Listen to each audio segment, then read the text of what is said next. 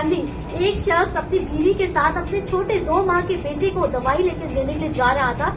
ये वो नाले हैं, शादमान टाउन 14A का नाला, कलंदरिया चौक का नाला, जहाँ पर स्ट्रीट लाइट मौजूद नहीं है।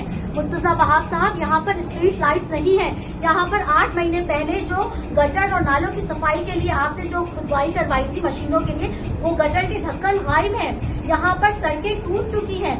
आप अगर वोट लेने के लिए दूसरों की मिन्नतें करने पंजाब जा रहे हैं, इस्लामाबाद जा रहे हैं, कराची की आवाम को अगर कराची के मसाइल को आप हल कर देते तो पूरा कराची खुद आपको वोट देता। मुर्तजा वहाब साहब, आप पोश इलाकों में जाकर डांसिंग जो है फाउंटेन लाइट्स मत लगवाएं, आप वहाँ के पार्ट्स को मत सही करवाएं, आप गरीब इलाकों में आकर जो है यहाँ के गटर को ठीक करवाएं, यहाँ की सड़कों को ठीक करवाएं, क्योंकि ये इंसानियत है, सब इंसान बराबर है। आप इस सीट पर मौजूद है, आपको अल्लाह को जवाब देना है। आप अपनी सीट पर रहते हुए अपना काम करें, क्योंकि ये जो फैमिली पूरी उजड़ गई है, तबाह हो गई है, जिसकी बीवी 2 घंटे तक नाले में तैरती रही, जिसका बेटा पूरे 24 घंटे के बाद मिला है, और अभी तक उस नालों के ऊपर ढक्कन, कोई जो है गवर्नमेंट की टीम वहां पर सर्वे करने नहीं आई।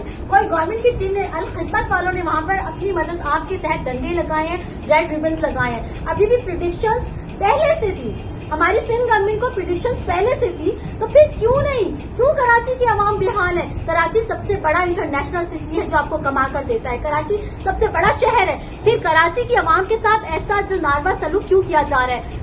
जरदारी साहब और प्लीज बिलावल साहब, आपसे मेरी रिक्वेस्ट है कि मुर्तजा वहाब से कहें कि इन इलाकों का दौरा करें, मंगो पीर का दौरा करें, शादमान का दौरा करें, नॉर्थ कराची का दौरा करें, यहाँ की आप जो नालों को देखें, क्योंकि प्रिडिक्शन जितना स्पेल आने वाला है अब कराची के अंदर, उसमें मुझे तो लगता है कि ये आवाम तो कुछ जो है महंगाई से मर जाएगी और कुछ सैलाबी रेले के साथ मर जाएगी और कुछ कराची के गटरों के अंदर डूब कर मर जाएगी।